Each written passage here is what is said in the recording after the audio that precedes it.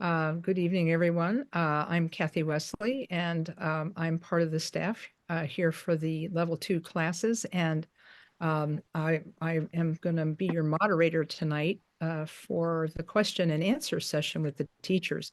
You can ask questions about the classes that have already happened. And if you have other questions after we've cleared those away, you can also ask those. We have some time. And if you have a specific teacher you would like to address your question to, you may. We'd like to do this with raised hands function. So if you want to take a moment to look at your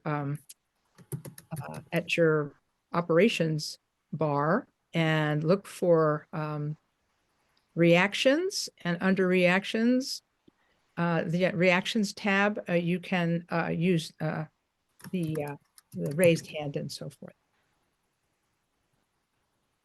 So if anybody has questions for the lamas who've gathered here this evening, I'd like to welcome all of the people who have who are here and all the lamas who are here this evening. So thank you for everybody for being here. Well, let's see. At this point, let's see. Let's see. I don't see any questions. Anybody have a raised hand, please? If anybody's interested in asking a question. This could end up being very short. Okay,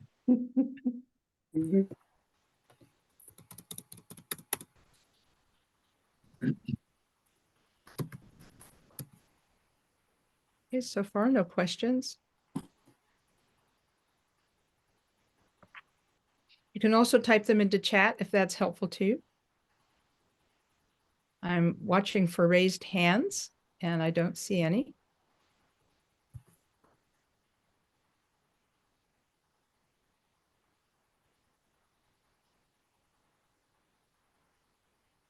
Okay. Well, then I do not know what to do when there are no questions in a question and answer session. So I'm sorry. I don't know what the best thing to do is. If all the lamas would like to make some comments, we could do that. But I think the purpose of the evening is questions. Here we go. Okay. Pat is making a statement. She's saying that the breathing exercise from last week was great. I have been practicing it all week. She says it reveals a lot. So, okay, thank you, Pat. I see a question from Marianne. Okay, she needs a moment. Okay. So if anybody else has question or comment, you can type it into chat or use the raised hand function.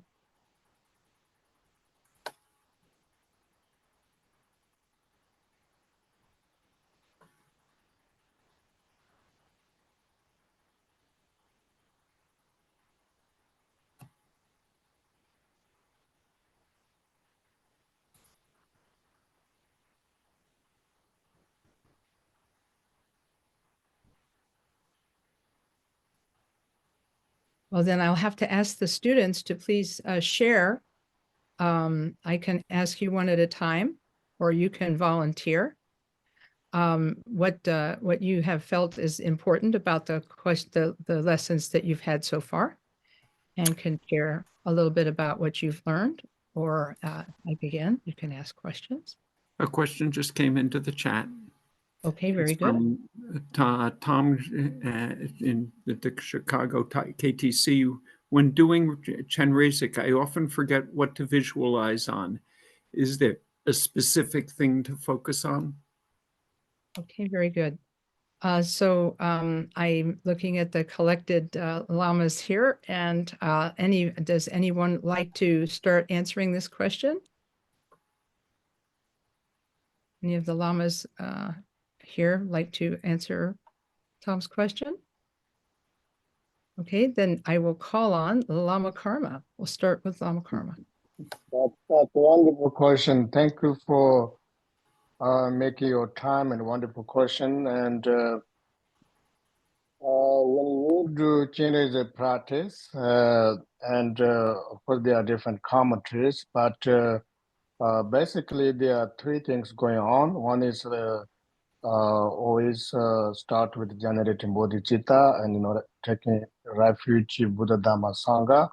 That is most important. And then you self-visualize Triyana and all sentient beings also in Triyana form, and then you're going to recite the Om Mani Padme Hum, and basically the visualization of Triyana yourself and all sentient beings, and then at your heart, you visualize the syllable white shi and surrounded by Om Mani Padme Hum.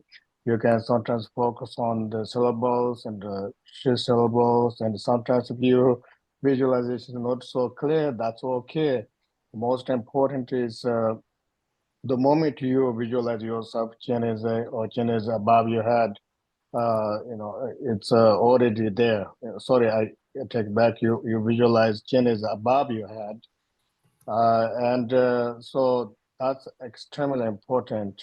Just as it mentioned in the Guru Yoga of Hindu practice, that the moment moon arises in the sky, the reflections naturally arise in the lake or a container of the water, and then recite. Sometimes if you feel a little tired or something, and distracted, or like mental afflictive emotion arise, and sometimes you can think of other sentient beings who are suffering as well, and I will doing this for the benefit of all beings. So just to encourage oneself, and then of course deserve the last one's dedicated merit. So there are a lot to focus on: the visualization, bodhicitta, then later dissolution, and then dedication. There's an excellent book by Ringo Tulku Rinpoche on the Chenrezig sadhana. I'm going to put the link to it in the chat from the KTD bookstore. That's great. Yeah, there's another book that you can put in the chat, Yuntin, and that would be Khenpo Karthar Rinpoche's commentary on Chenrezig, Chenrezig for the benefit of all beings. Yeah, that's the one that's both in English and in Spanish. That's Yeah, I one was just we should focus on, yes. Okay. I hope that was helpful for the questioner. Let's see. Okay, let's see. Now, Pat has a question. Let's see. Oh, yeah, good. Now we have some questions. Okay, very good. Thanks, everyone. I appreciate your patience. I Pat, just put Khenpo Karthar Rinpoche's book in the chat. Okay, very good. Oh, good. Yeah. Great. Okay, here's Pat's question. I'm working on understanding how Buddhism explains who we are. Words I hear used are soul or mind stream. And how does Buddhism explain human consciousness? How it continues before and after each human birth? If I have a volunteer from among the lamas to answer this question, that would be a good start.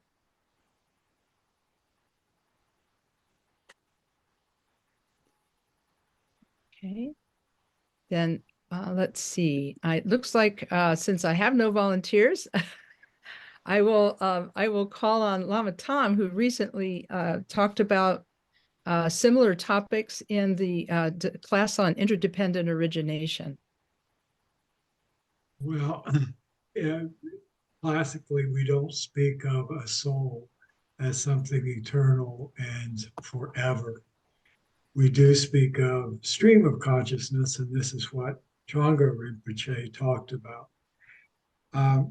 Oftentimes, we speak of consciousness as an aggregate, a heap of things, and that what we speak of is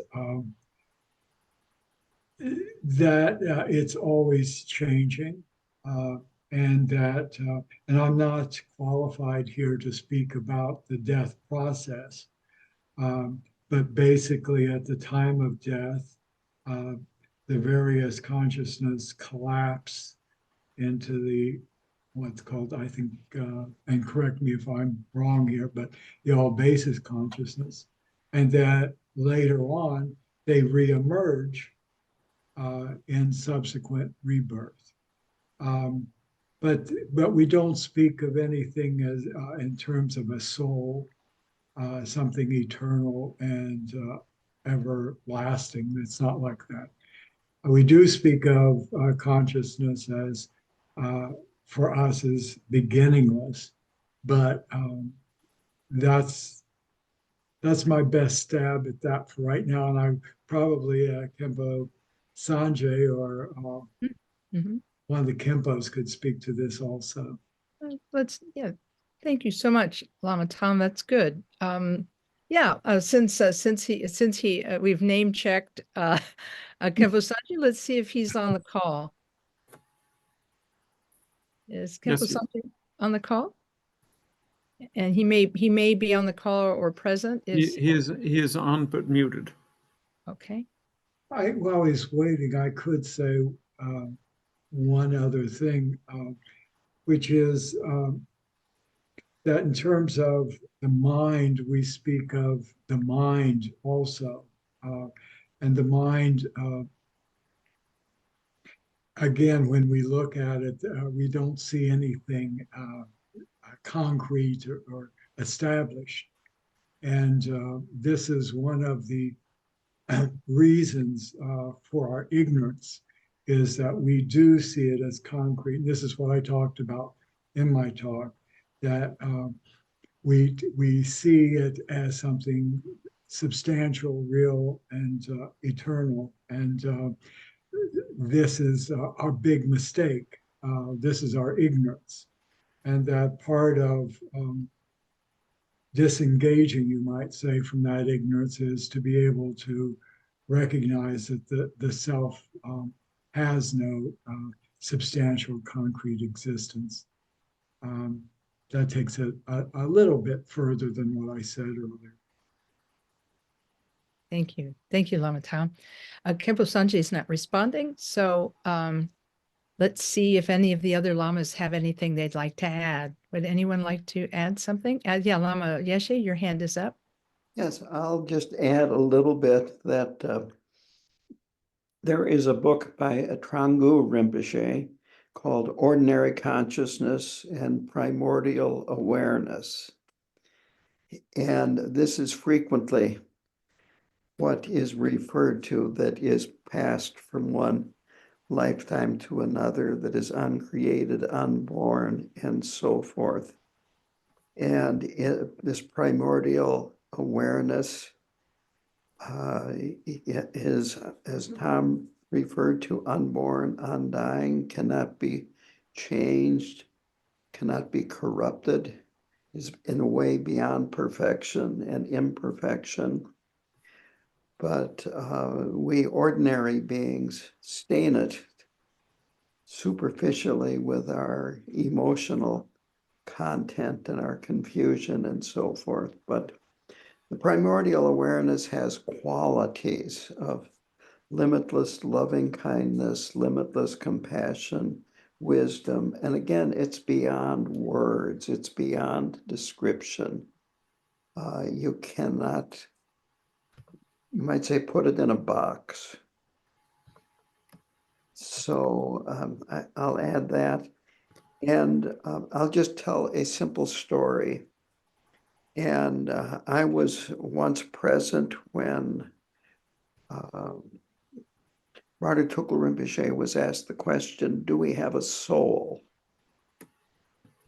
And the translator then translated this into Tibetan. And then there was something like 5 minutes of back and forth in Tibetan between the translator and Martyr Tukul Rinpoche. And obviously it was trying to explain what the Western idea of a soul is. when the translator and Bardatuk Rinpoche were clear, the translator looked at the questioner and said, no. Was the title of that book Everyday Consciousness and Primordial Awareness? Correct. And I recommend reading it if you want to really get to the bottom of this question. Okay, I just shared the link in the chat. Thank you. Thank you. I appreciate that. Now, I think that I really appreciate all of the answers on this question. And believe it or not, Pat had a follow-up. Pat says, I see light leaving human bodies when they die. The light is different colors for different people. And the light leaves from different parts of the body, such as the heart or the head. Can you talk about this from the point of view of Buddhism? And then Pat goes on saying the colors I have seen are gold, blue, purple. So would one of the lamas like to address this question?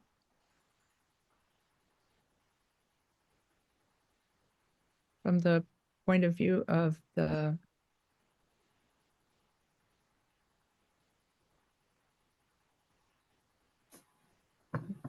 You may not have an answerer. Okay. I think no other lamas so much. So I think when in Buddhism, when people die, or let's say at the time of death, there's because our physical body is created based on the five elements or four elements, and so there's dissolution happens, and the earth, water, and through the dissolution, they experience different color of lights, and of course, finally, once all the elements dissolve, then experience clear light. And there isn't actually clear light, may not be explained as some material bright light, rather individuals who especially did meditation during their life and able to experience more intensified recognition of nature of mind, and that's where practitioners are able to recognize and able to rest and so-called someone passed away and they are in meditation or to them for 7 days or such, but may not described like a light going out at the time of death. Of course, after person dies, ordinary individuals are not recognized that clear light, and then they go through different stage of pado, and they may experience different lights according to Buddhism about the deities, the wrathful, peaceful deities, and that's why Buddhism also emphasizes on practice of deities, so that especially at the time of the death or in pado, so they are able to recognize those deities and not get frightened. And so that's my 2 cents for that question. Thank you. Thank you, Lama Karma. No, I appreciate that. Thank you for this answer. Does any of the other lamas have anything they would like to add?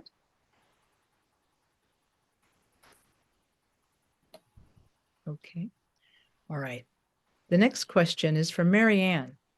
Marianne's question is, she's asking, it says, please confirm if I got this right. This is a more technical question.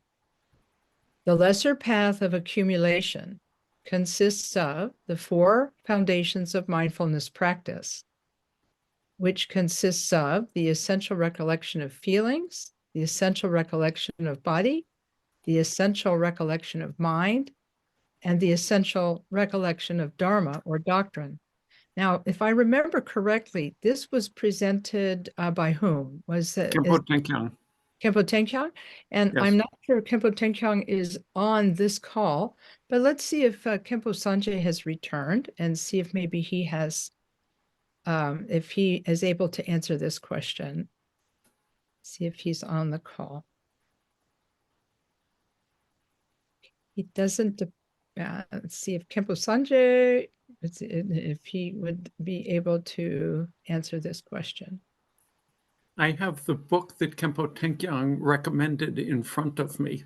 Okay, And go right ahead. So Yeah. I can answer it. The first was Oh, the book. recollection of the body. The second was feelings. The third was the mind. And the fourth was objects of the mind. The book is Transformation and Healing by Thich Nhat Hanh, which, as I said, I have right in front of me. I'm reading it myself. I'm a beginner and on this stuff, but it is a wonderful presentation of it. So I just put that in the chat. Okay, great. Okay, thank you. I appreciate that. All right. Yeah, I think the fourth, this is regard with the Tempa Nyewa Gyapa in Tibetan, the four elements that, recollect and action.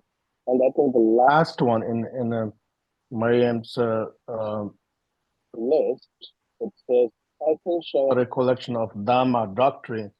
It's not really the doctrine that Buddha gave teaching. It's the, I think also Yanti mentioned, it's the phenomena. It's, all the phenomena things. It's not really Buddha's teaching or Buddha's doctrine. So, Dharma also has like a, 10 different meanings, and sometimes it's referring to phenomena. It's not totally like a genuine Dharma or practice. I think Campbell had returned. He may able to say something. Yeah, in fact, I think I remember him saying that it was dharmas as opposed to dharma, and making a comment about the different meanings. Yeah. Yeah. Thank you, Lama Karma. Khenpo Sanjay, thank you. Did you see our question? Was about the... I was busy taking care of the lineage shrine because we have puja start tomorrow. I was busy. So I think we start the Lama part from tomorrow. Oh, that's so right. I think I'm free now. But anyway, I was a little bit distracted going here and there. Now I'm kind of settled down. Why? Was there a question for me? Yeah, well, we thought, what it was is the question was about the 4 foundations of mindfulness. Oh, that was taught by Khenpo Tenkyong, not me. Yes, yeah, and I think we've got it covered. The person was asking to check their list. The list they had was recollection of the body, recollection of feeling, recollection of mind, and recollection of phenomena or dharmas. Yeah. So did they get it right? If you want to learn Tibetan, I can teach Tibetan.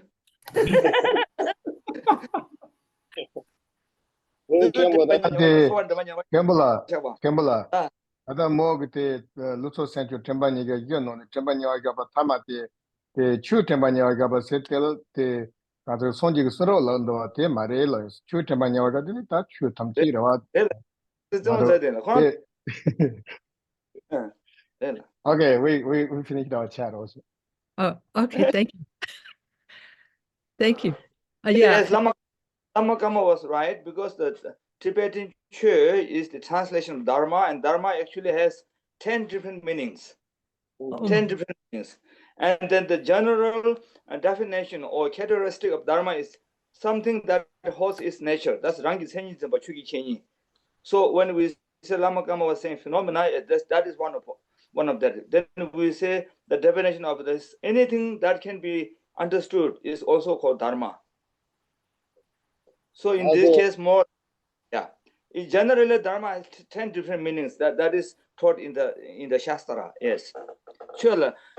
랑지 점바 휴 랑지 생지 점바 휴 체니지 들라더니 돈단 다마다 주탐바다다 열라. 예. 토론토 하이든 라트니 얀팅 그때 페차제 자선 티노라 티노 요사리 다 파치엔 다이소 라서 오케이 된디더라. 라서 야보데 뚜다 들로잖아. 나 나고 나랑 나빠. Okay. Okay, Yabadu. Okay, so all right. Right. So now the next question is coming from Tom in Chicago, who says, is there also a good teaching on the five skandhas? What do you recommend? What is the easiest way to remember the five skandhas? Lama Tom, this was your class. Do you have do you have a fast way to do that? I can recite them as I know them. Their form, feeling, perception, mental formations, and consciousness or awareness. Those are the five. Mm-hmm. What was the question, however? Is there a good book on them? Oh, I think it's Stronger Rinpoche has a book on that, I do believe, but I don't know the name of it. Mm-hmm.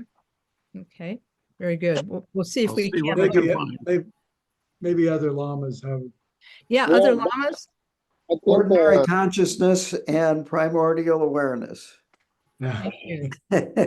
I think we've heard that. But there are anything that with Abhidharma, for example, like Niparambuchi's work, the gateway is really, really good. And then, any Abhidharma texts, in fact, of course, we are talking with and working with five skandhas. We are the embodiment of five skandhas. But those Abhidharma texts are very detailed about the five skandhas. Mm-hmm. Just to elaborate a little bit more, we can say that they were listed, Lama Tom listed them, but the form or rupa refers to the physical form or matter of the person, as we were saying, and including the body and the sensory organs. And feeling, the skandha pertains to the sensations and feelings that arise from contact with the external world, such as pleasure, pain, neutrality. And the perception involves the recognition and interpretation of sensory stimuli, enabling a person to identify and categorize objects and experiences. And mental formation, the skandha encompasses mental constructs, including thoughts, emotions, volition, mental activity in general, and consciousness. So consciousness is the awareness and cognition of sensory input and mental phenomena, allowing for the experience and understanding of the world. So according to Buddhist philosophy, the five skandhas are impermanent and interdependent, and by understanding their nature, one can gain some insight into the nature of existence and the causes of suffering. And the concept of the five skandhas is central to Buddhist understanding of the self and the practices, that we find in mindfulness and in meditation. Yeah. Thank you, Lama Losang. I have a way to remember them. Tom from Chicago. I have a way to remember them because the descriptions you just heard imply a building of something. You creating and building something. You start with the body. The body has. So that's a form. Then that body has feeling. So then that's the sensation. Then you have perception, which is categorizing that feeling. Then you have mental formation, which is mentally processing what was perceived. And then finally, consciousness is the collection of it all of it, bringing experience. So you can kind of just start from the form and try to remember it that way. Try it because you're asking for an easy way to remember. If you can build it from form to feeling to perception, to mental formation and conscious. Hopefully that will help. So Tom, I wish you good luck in remembering the 5 skandhas. Okay. And ultimately, we say in the Heart Sutra, form is emptiness, emptiness is form. Form is no other than emptiness, and emptiness is no other than form. Thus you can apply to the rest of the other 4 skandhas.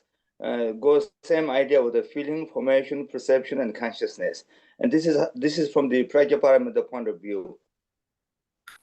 This is really a very good suggestion. So if a person wants to memorize the Heart Sutra, you'll have an easy way.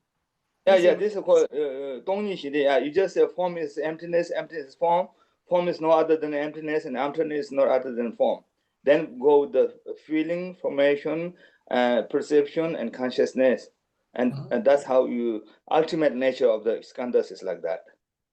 Of course, relatively, then if you want to go, as you know, like during the second turning of the Dharma, there's 2 things, which is the actual presentation is the stages of emptiness, and the hidden meaning is the stage of the relationship. So if you would like to elaborate, then the form itself has so many different, like outer form, inner form. The outer form has many, then each has has many different, so it's kind of endless. But from the ultimate point of view, then it's nothing but emptiness. And then how is emptiness? Form is no other than emptiness, and emptiness no other than form. Sorry if I'm being too talkative. It's Dharma, Khenpo Sanjay. So don't worry, it's Dharma. So it's all good because Khenpo is having problem to join the Zoom. Let me see what he says. Oh yeah. Okay. Thank you, Khenpo Sanjay.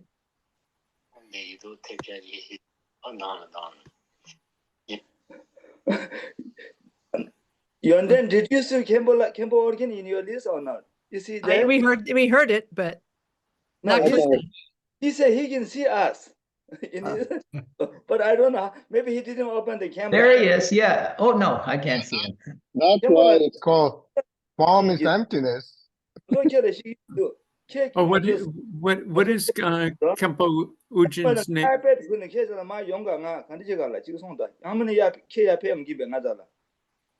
What is the name of his device? Or what is his name in Zoom? I really don't know. Oh. Yeah, usually Khenpo will come to my room and we talk from here. But today he said he can talk from his computer, and now it's not working. So I'm not, Okay. Because last Sunday meeting I was not there. I was in Dallas. So he said he talked from his computer. Okay. All right. Well, thank you. Thank you for trying to connect us. This is all good. Okay. Now, let's see what, maybe he will come up, or maybe I can bring my iPad down to his room. Let's see what happens. Or if you can just get if he's signed into Zoom. I'm looking through the names. I don't see one that looks like it would be his. Maybe he also might not know what his name is there. Maybe it would be possible. It could be possible that he's on a different Zoom channel, but it's hard to know. Yeah. No, because he can see us. Oh, then he must be. That means he didn't open his video camera, I think, maybe. Okay. Slowly. We will try to help him. Khenpo says something to you.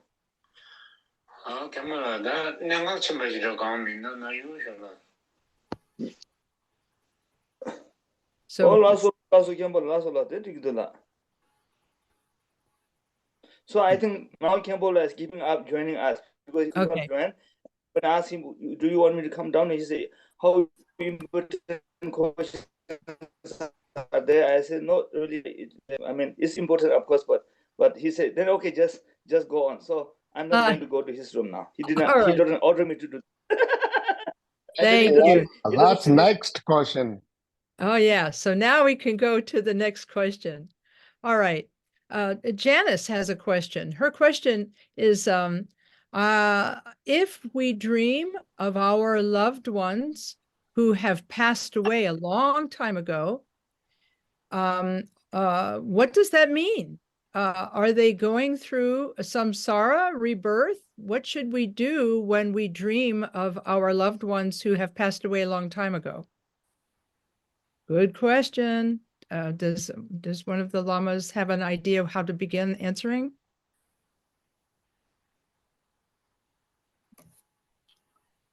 We may or may not have an answer here.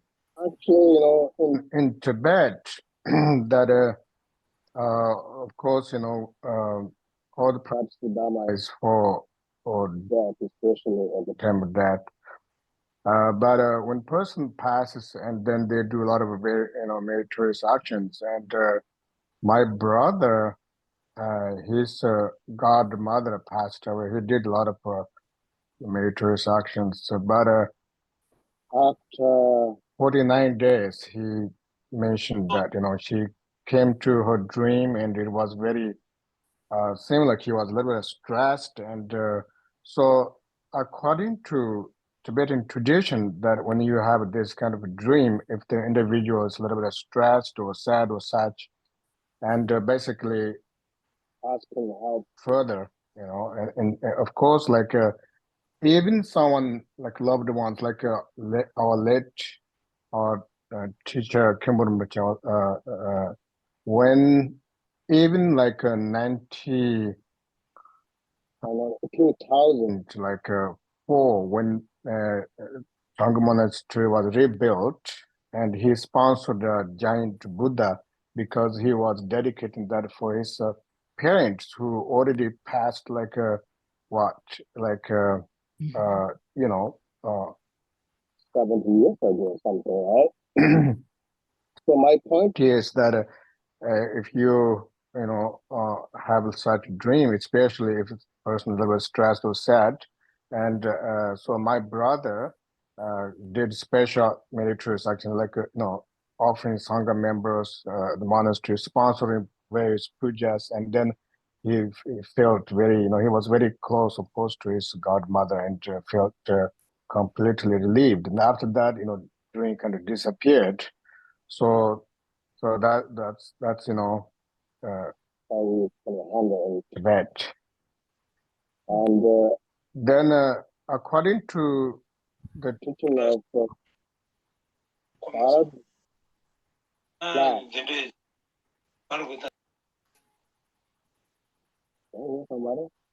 It's okay. It's okay. It was an unmuted conversation. Go ahead. Yeah, according to the wrathful and peaceful deity or the Shito teachings, and of course, like when person oneself or others passes, and sometimes they manifest, different dreams into their relatives.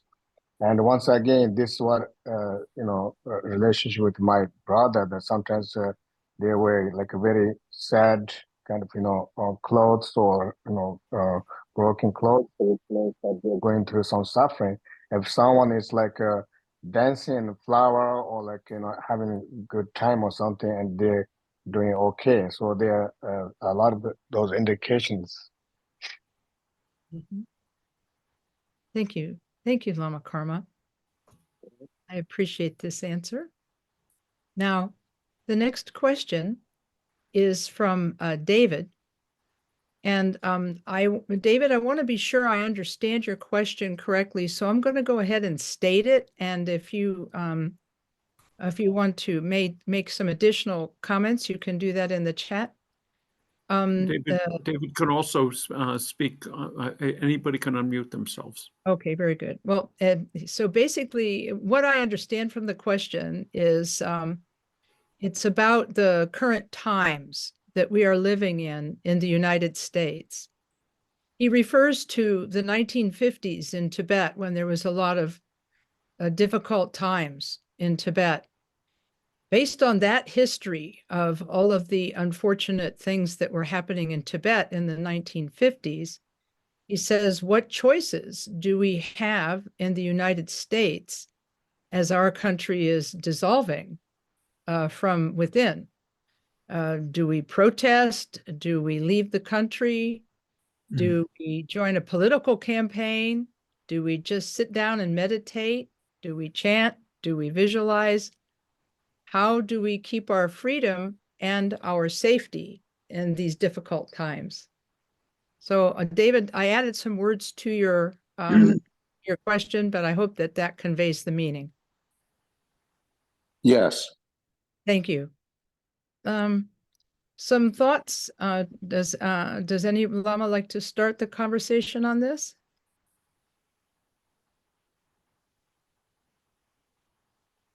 Well, I will venture a few words.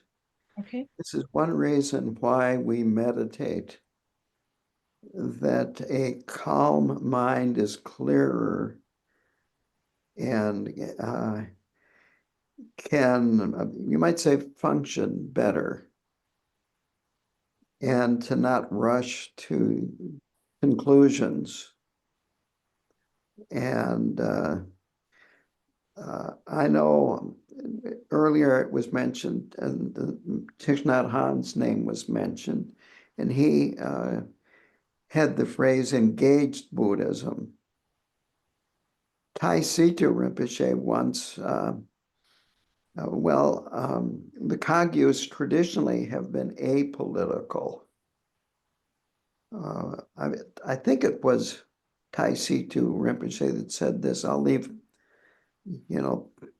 politics up to the politicians.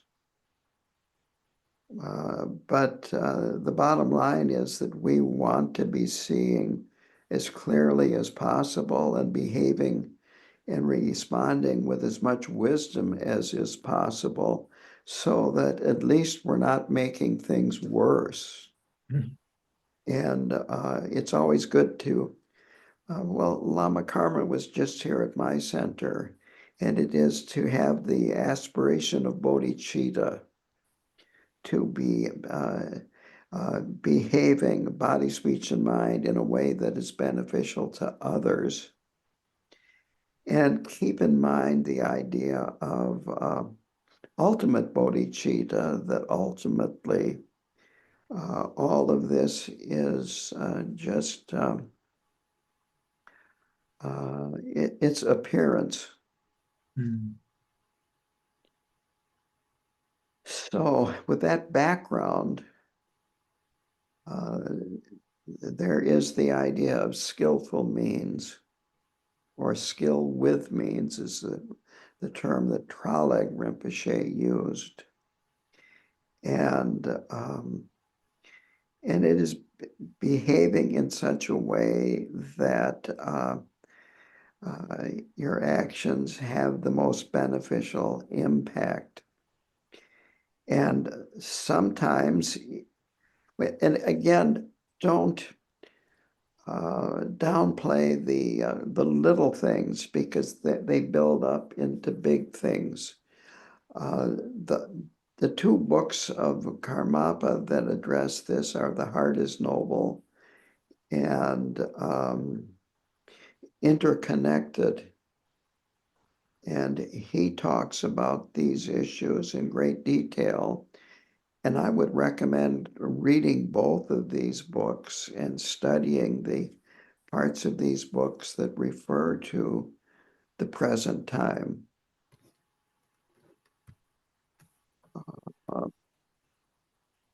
And then I told this story that I'm a retired prison chaplain, and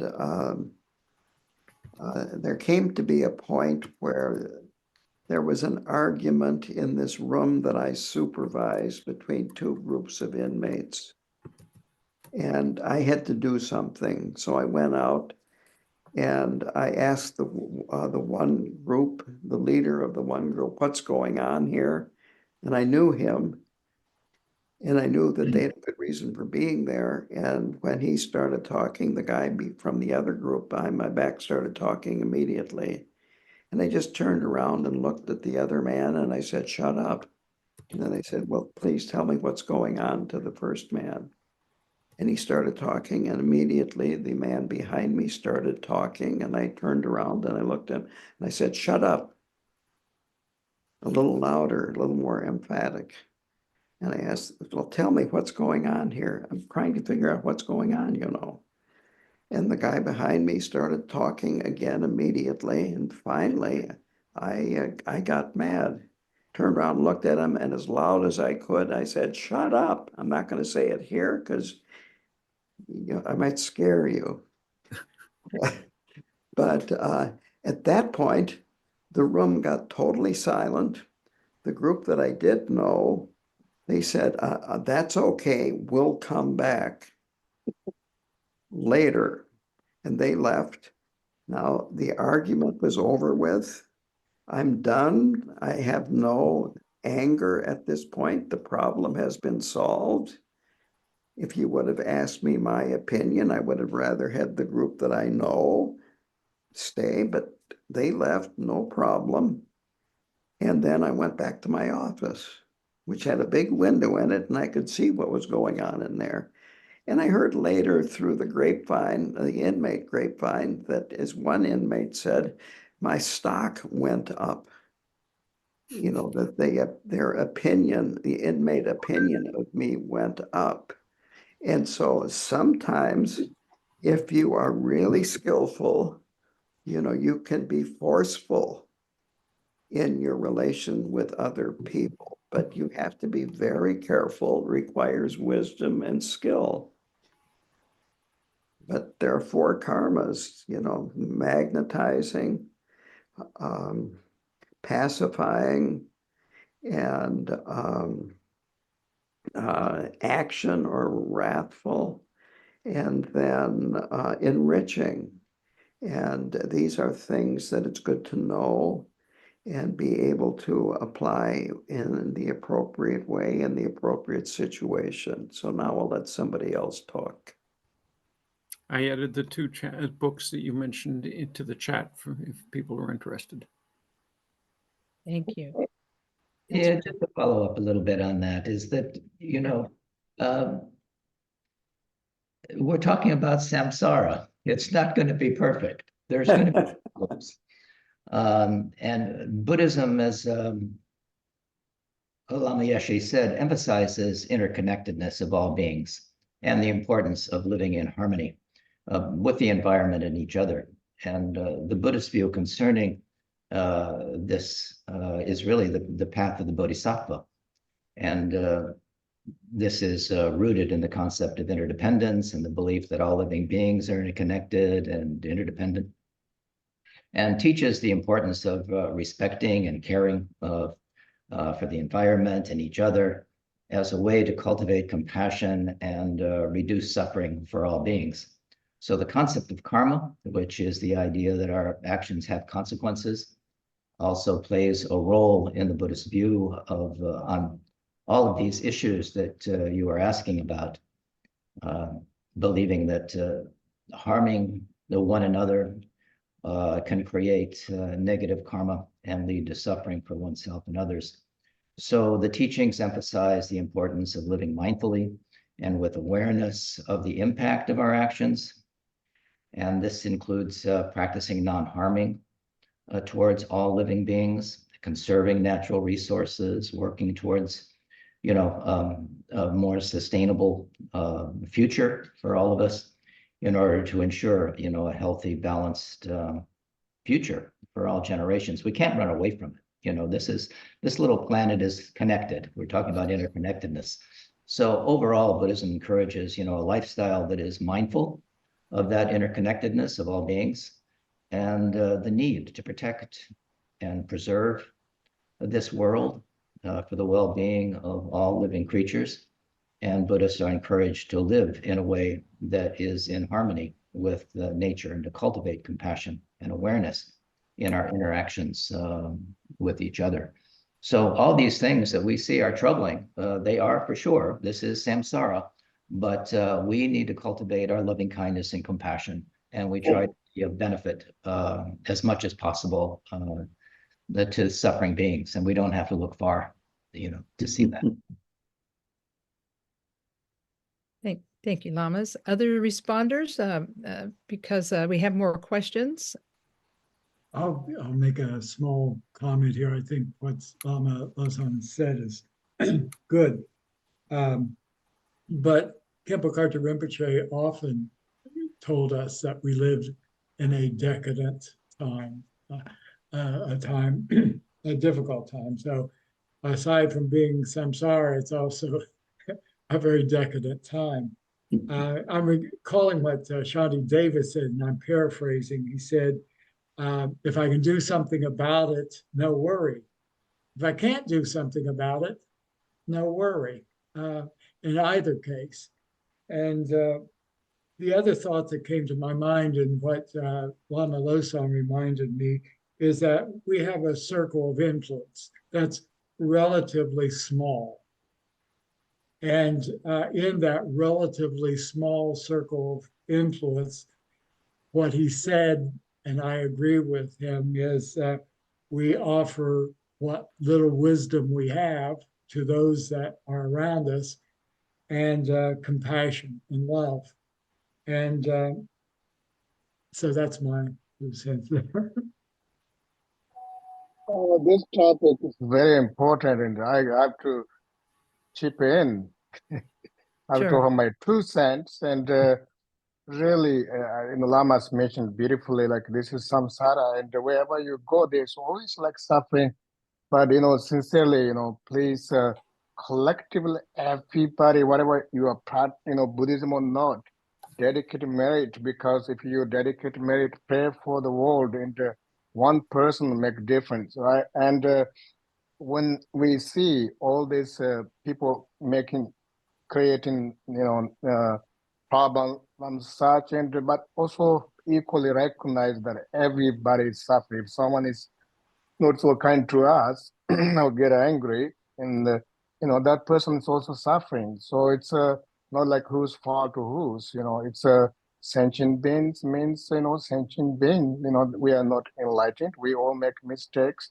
So the solution will always be compassion, wisdom. To especially pray for all beings. That's prayer is extremely important. So please, pray, and that's something I just want to chip in. Thank you. Thank you, Lama Karma. In order to keep moving, we have several other people who have asked questions now. So if you don't mind, let's go to the next question. Basically, Christine says, not a question, but a comment. From a couple of weeks ago, the keys to practicing mindfulness includes asking oneself, what am I doing right now? And why am I doing this? Christine says, I've been asking myself these questions in situations when it feels like unwholesome seeds are sprouting. Considering these questions has been very helpful for me in curbing negative habit energy. So thank you for this teaching. I felt it was important to share that.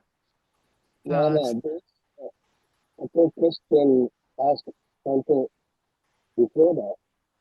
Looks like after the David question, there's a link, and then below that it says, I've been reciting some of the teachings from this class. Oh, yes, I see it now. Yeah. Yes. Oh, okay. Yeah, there's more. There's more. Yes, there's absolutely more. Then let's see. I for some reason I cannot see that. Oh, here it is. Yes, I've been reciting some of the teachings from this class. I think it's good to have one person doing that. Lama, you can recite it better. Yeah. Basically, yes. I appreciate you pointing that out, Lama, because I did miss her earlier question. I've been reciting some of the teachings from this class, she says, such as the 4 immeasurables and the 3 jewels prayer out loud with my animal companions present. My hope is that they benefit from this and it helps them along their path. What are your thoughts on this? And what do you think about including our animal companions in our practice? Do you think it assists them with their own paths and discovering their own Buddha nature. Okay. Let's see. I'm looking to see, Lama Rob, we haven't heard from you. So let's, if it's okay, would you like to start the answer to this question?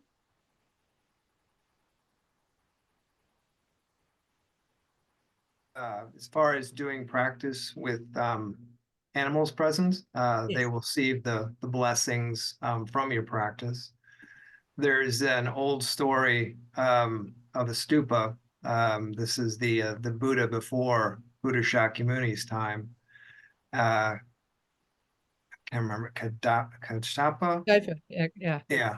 Kachapa. So in its time, there was a story where there was a tree, and on the tree there was a leaf, and on the leaf were some insects. And there was a strong wind that blew, and the wind blew the leaf from the tree, and the leaf fell down. And in falling down, the tree was close to a stupa, and the leaf essentially got blown by the wind around the stupa one time. And as a result, the insects were born into Buddha Shakyamuni's retinue, sorry. And so the idea there is that any connection that one can make will be of benefit in the future. So doing any practice in front of pets or other animals can be beneficial. Thank you. Thank you, Lama Rob. Any other lamas like to join in? Answer? Okay. Let's see. I will join quickly. I tried to give other lamas the opportunity, but I don't see it very talk yet. So that is also very, very, typical tradition in Tibet that, if,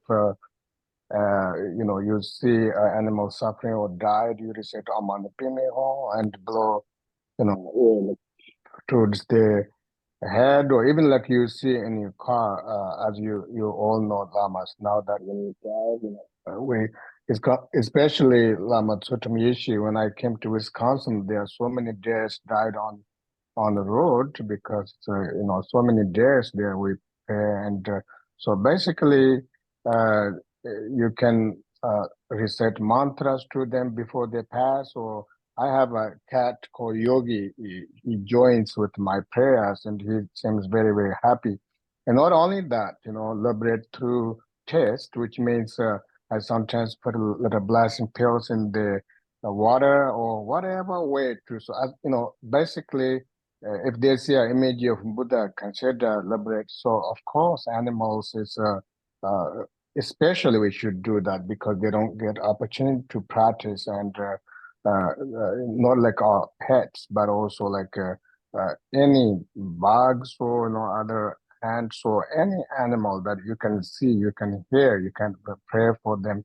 Even if you don't see them, if you hear them, you have compassion and send prayers towards them. Always beneficial. Thank you, Lama Karma.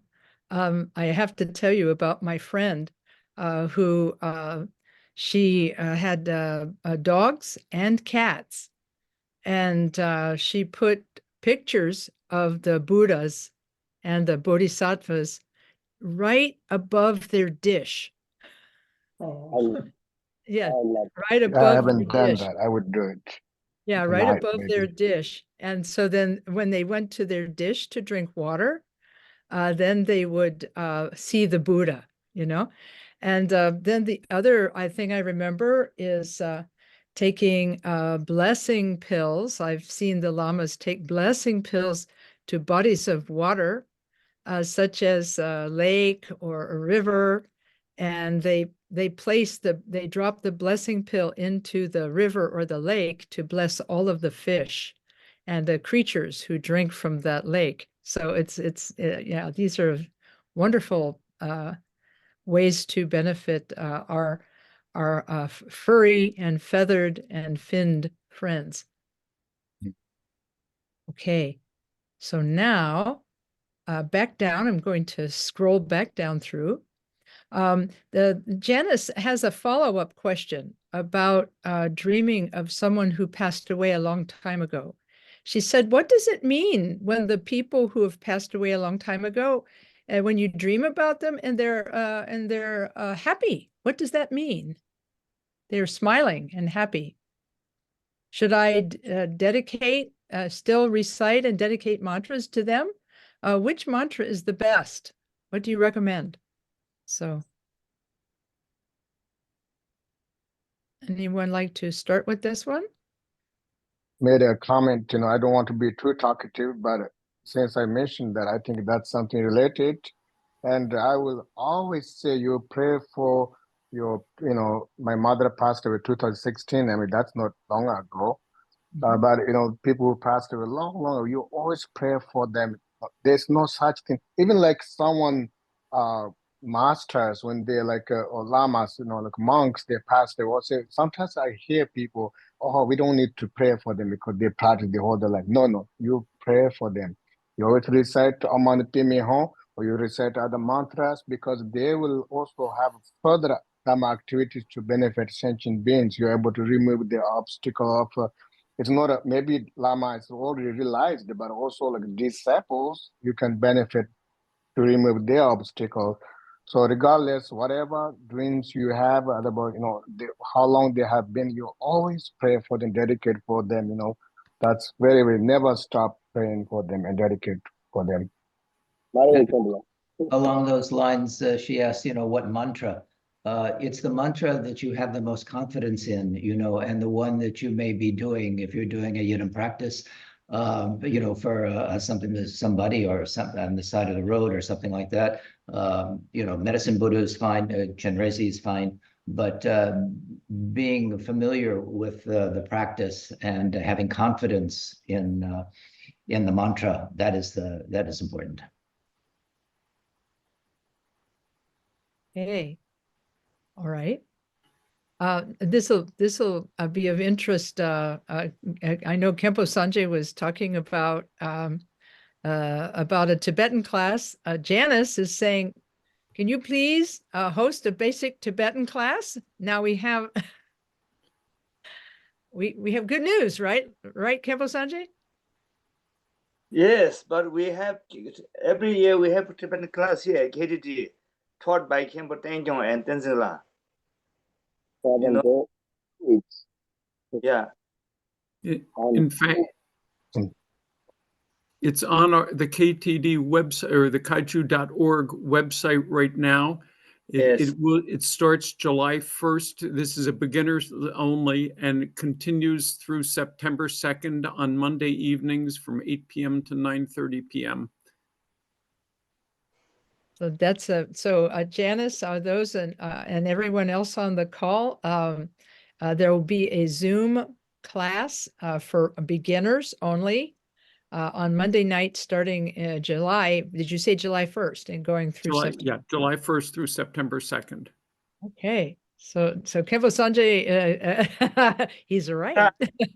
Remember one time Tenzin La was busy, so he requested me to take care of the class.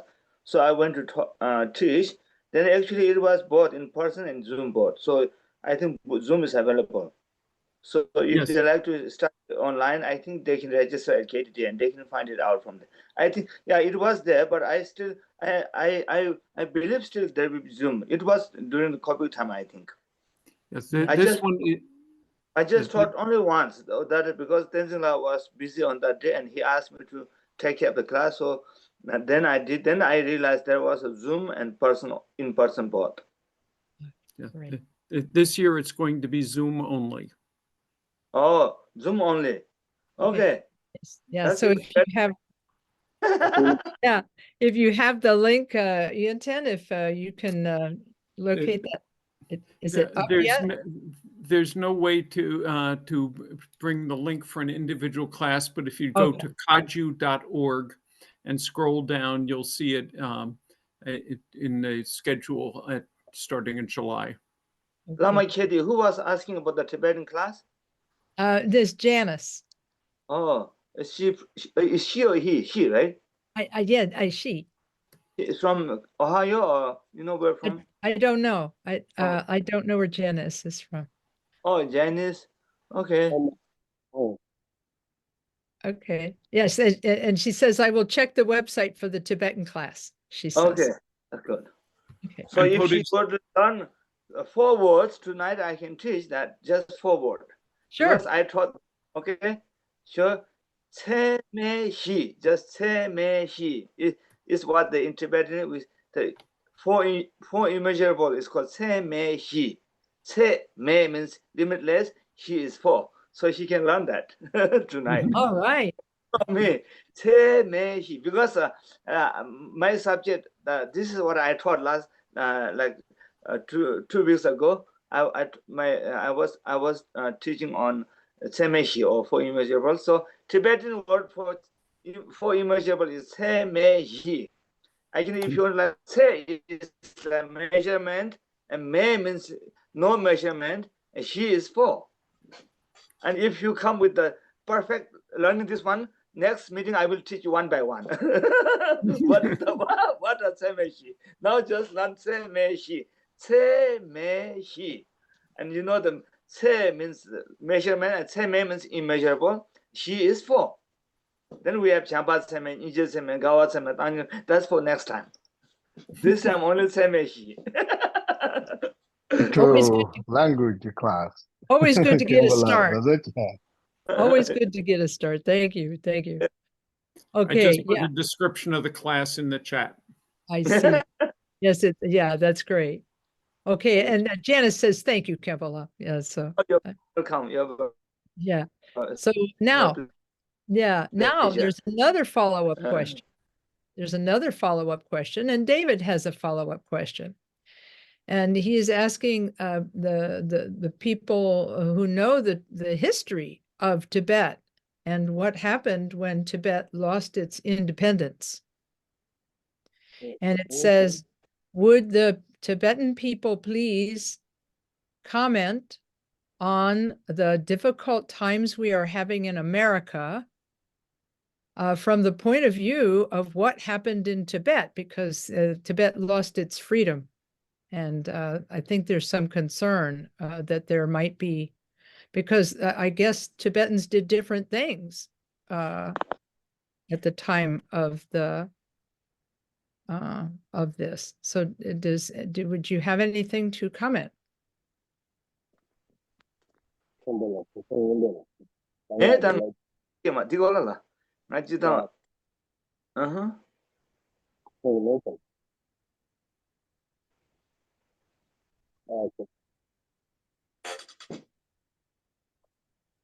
Yeah.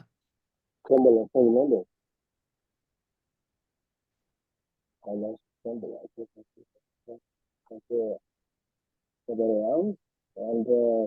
I think most of you know that there was one question actually at one of the Kimberley which is teaching, and everybody was like, they're opposed to there are a lot of input and stress about election or such, what happened, why this happened, etc. And they are depressed, who wins who, there are a lot of conditions, went through, as David mentioned, our country, a lot of change, and some other parts, some of these parts, and then they ask questions like, if it's so stressed, why would you say Kimburimbuche? And so Rinpoche was quite, raising to her and then she was like, yeah, what is your question? What would it? Rinpoche said, we created the karma. We created the karma. Which basically means whether it's Tibetan condition change, the revolution happened, or here we are part of this condition. And as Lamas mentioned earlier, that this is samsara, and it's not like a place where you have nothing change or everlasting happiness. Especially one thing I think Lamas also familiar with that is that there was one great master, Dzogchen master Khepo Kansha, was extraordinary master. And when Tibetan situation happened, he, basically taught special meditation, because, there's a lot of panic, a lot of stress, and very well-known Kempo also took instructions. And so many people at the time, ordinary individual who go through like a panic or such and able to meditate and look at directly nature of their fears, and they were realized, they were, basically introduced to the nature of mind. So sometimes, like, I'm talking about a practical point of view because I don't really know anything about politics, and also Dharma is not about politics. And practical point of view, change, the suffering or change, these are not totally bad. These are constantly saving us from doing wrong things because we can see this consequence. So yeah, so as a practitioner, we try our best to take this opportunity instead of like a stress or anger to anyone, but trying to arise compassion and pray for all of them. Thank you very much, Lama Karma. Yeah, appreciate that. Okay. We have come to 9:15 p.m. We have about 10 or 15 minutes left in our question period. And let's see, I'm looking to see if there are other questions that I have missed. I'm scrolling back up to see if I've missed any question. Nada. Yeah, nada. Yeah, okay. I like that. We have this nada. Okay, yeah. So we have a little more time if there are questions, but if there are not questions, it's okay to end early. It won't be the first time. But let's go back through and see if there's any other questions that people might have.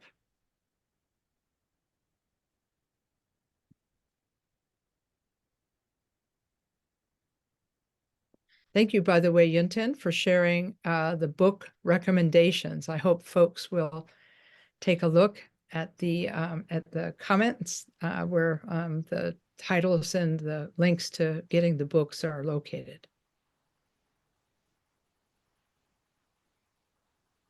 Yeah, I am not seeing more questions.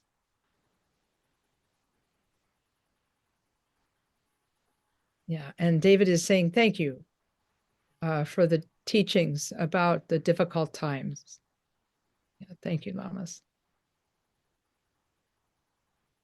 Buddhism really does have an impact on positive mental health. And, a lot of people are very stressed about these situations. Many individuals are stressed. And the teachings and practices of Buddhism can provide, valuable tools for managing stress and cultivating mindfulness and developing a more compassionate and accepting attitude towards oneself and others. So, and what way does it do that? I mean, there's a number of ways, but as was mentioned earlier, being mindful, cultivating our mindfulness, and part of the practices that we've been talking about over this series was Buddhism emphasizes the practice of mindfulness, which involves, paying attention to the present moment without judgment, without prejudice. And mindfulness has been extensively studied, and found to reduce stress and anxiety and depressive symptoms. So it helps individuals to develop a greater awareness, of their thoughts and emotions and bodily sensations that we were talking about, and allowing them to respond in a more skillful kind of way to challenging situations. So our meditation, is a central practice to help with that. And it has been shown to have numerous mental health benefits as well. Regular meditation practice, again, reduces stress. It's not for stress, it's for, cultivating our loving kindness and compassion and wisdom, but it does improve certain aspects of our mind, such as concentration, increase self-awareness, and promote emotional well-being, and all these other things that we attribute to good mental health. And it can provide a sense of inner calm, and when it's not easy to be calm in some of these situations, but that is our capacity, to be able to do that, and helps individuals to develop a more balanced perspective on these life's challenges. So, and loving kindness and compassion is critical to this. And Buddhism places a strong emphasis on cultivating compassion and loving kindness towards oneself and others, and engaging in acts of kindness and practicing forgiveness and developing empathy. It can enhance our own mental well-being. So these qualities that can counteract the negative emotions that we find ourselves experiencing: anger, resentment, hostility, fear, and this acceptance, of impermanence that Lama Karma was talking about, and non-attachment, to these situations. Buddhism teaches that suffering arises from attachment and clinging to things that are impermanent. And so by embracing these concepts of impermanence and practicing non-attachment, individuals can develop a healthier relationship with their thoughts and emotions, and material possessions, and all the things that drive us a little bit crazy. This perspective can reduce, the stress and the anxiety and dissatisfaction. And it also gives us the capacity, as ethical guidance, how we traverse this world, so sometimes we take precepts and we really dedicate ourselves to cultivating virtue and avoid wrongdoing and taming the mind. This is the virtue. This is the teaching of the Buddha. So living in alignment with these principles can definitely contribute to a sense of integrity, well-being, and peace of mind. Thank you. Can you translate your English language to me? You can talk so smoothly, so fast. How can I do that? You do pretty well, Lama. Thank you, Lama Losang and Lama Karma. We do have one more question, if from one of the attendees, if that's okay. And that's Anit Seki has a question, and then we'll return and see if there are any other final comments by the lamas. Thanks everyone for coming and teaching. I was just wondering, I have a question about burning negative karma.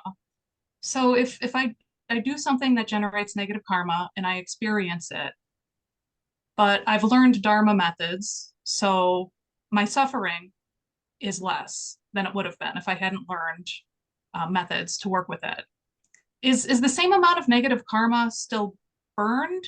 Like, is it dependent on the amount of suffering I experience? Or I'm not sure if that question makes sense. Let me see if I can repeat it back to you. Because what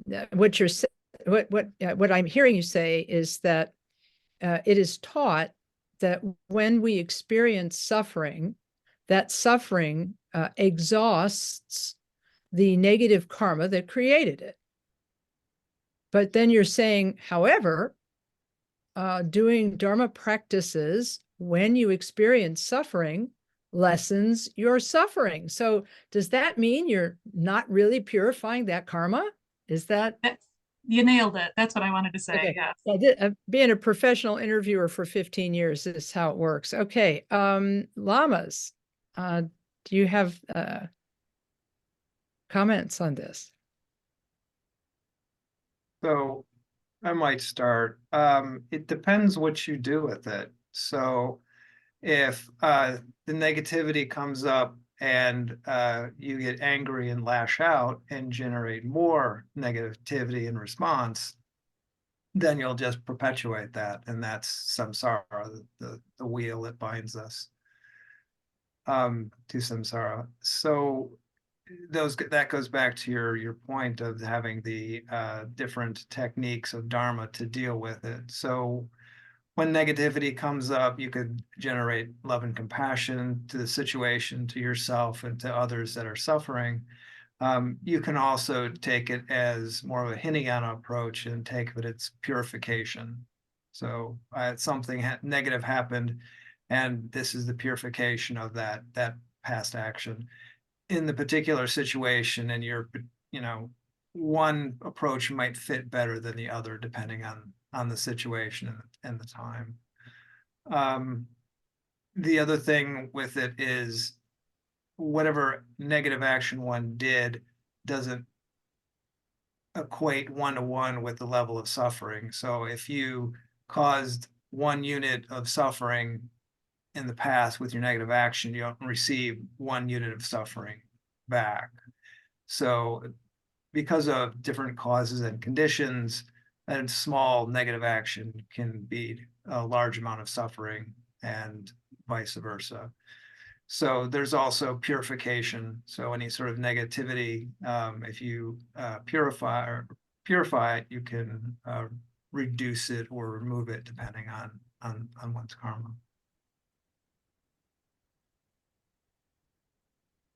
Thank you, Lama Rob. Anitseki, did that answer your question? Yeah, I think the answer is sounding like it's kind of complicated and situation dependent, which is fair. Yeah. Thank you. I think that's fair. I remember something that Khenpo Karthar Rinpoche said many years ago that I think still applies. He said, from the moment you take refuge until the moment you attain Buddhahood, he said, there's a lot of karma to clear away, right? So he said it's going to happen in one of 2 ways. You're either going to purify that negative karma through your practice, or you will experience it as suffering. So he said, this is why it is so important to do purification practice and to do what Lama Rob was talking about, which is taking the suffering one does experience and as purification, saying, okay, this is purifying, right? So that I loved that particular idea, because from refuge until Buddhahood, we have something to take care of, and it's going to be there until it's purified or until it's experienced. And having Dharma to help us process, that's really the best. So we have just a few minutes left. Would any of the other lamas like to comment, or? I think both lamas beautifully said, and karma can be purified 2 ways. One is experiencing, or one is through practice of Dharma. So whatever experience of suffering that we are experiencing, basically we are experiencing the result of karma. And regarding with suffering, I think I always mentioned this so many times. Maybe some of you heard from my teaching, can be very tiring, but it is not mine. It's chanting devas statement about the quality of suffering. He mentioned about there are 4 different qualities about suffering. Normally we say suffering is something to abandon. I try to talk really fast, like Lama Lozo. And something can be disgusted, or something can be abandoned. However, as a practitioner, Shinrin Deva said, that's wonderful. If you have a suffering, he said, suffering can be reduced. Number 1 quality is that because of suffering, you can have a renunciation to samsara. You can see that samsara is suffering and I want to free from samsara. You will have such aspiration. And the second quality of suffering is that you are purifying your own negative karma that you have created. It is the result of karma. And then third quality is because of suffering, and we are able to reduce our own ego or arrogance, because nobody thinks I'm suffering, I'm special, and so you naturally become more humble. And the last the quality of suffering is that because you are suffering, you naturally create a compassion to all sentient beings, because you are suffering, and then when we talk about suffering, then it translates your feeling and your physical condition. So as a practitioner, we should really, of course, we don't like suffering. I don't like, but when sometimes there's no choice, then we should utilize them. And as Lama Rob mentioned, not just suffering, and then if it's resentful, of course, because you are suffering, maybe purifying some negative karma. However, because you are resentful and constantly complain and everything, and then may create more negative karma. So if we have this concept in our mind that the moment we experience suffering mentally or physically, oh, I'm purifying negative karma. I able to take others' suffering. So that's a beautiful concept, you know. And we are basically, you know, rather than destroying the merit of from the suffering, so you are creating more accumulation of merit. Further purification of negative karma. Someone like to look Thank you. Thank you, Lama Karma. Yeah, I'm sorry, Kempo? No, I Yeah, didn't okay. say anything. You want me to say something? Mhm. There was I a just note put that in chat. there I was a think message. maybe okay, Lama, you go I ahead. just put into chat. Was there a message that Kempo Ujin wanted to say something before we stop? Oh, where is it? I cannot. Yes. I think. Yes. Hello. Kimbola, welcome. Yeah. Kimbola, yes, Oh, hello. Yeah, I'm in Kembola's room, and he would like to say a few words before the meeting concludes. Yes. Good time now. Right, Lamakati? I think I would like to say a little bit about the suffering that Anitseki mentioned, and just a little bit, if we have time. If we don't, then that's okay. Do we have time, Ramaketi? It is 32 minutes past the hour. I want to make a note that that I put into chat a short article that was based on what Lama Karma was talking about, a teaching Khenpo Karthar Rinpoche gave on something he called the 5 joys of sickness. It's very similar to the Shantideva. And so anyhow, so there's that. And if people are willing to stay around for a little while, Khenpo Sanjay, Khenpo Urgyen does want to say something. He's with Lama Lodro Lamo. He can translate. Like to make a comment? Here we go. Okay. No, not me then. Okay. Let Khenpo Orgyen say whatever he has to say. Okay, very good. Okay, Lama Lodro Lamo.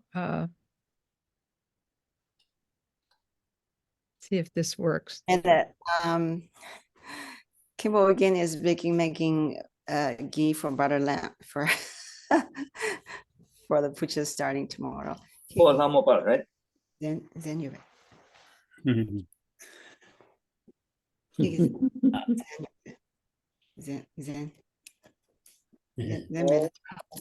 Kimbola, nga sonyi nonyi le ogo Kimbola, nga sonyi mo le de Kimbola.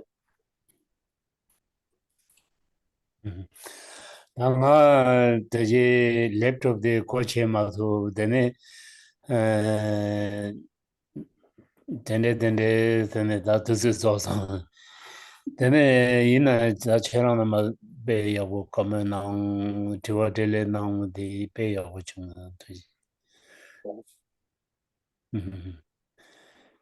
Kimbo Sangye, could you please translate? Oh, you want me to translate? Okay.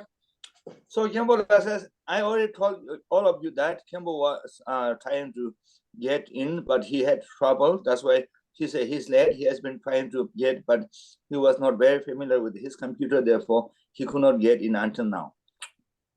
And then he said he's very happy that we discussed so many good things. Now, so Khenpo, dene da sanyi nani dene ganzo yawo yongwa dang dene yawo jene chunje tubero.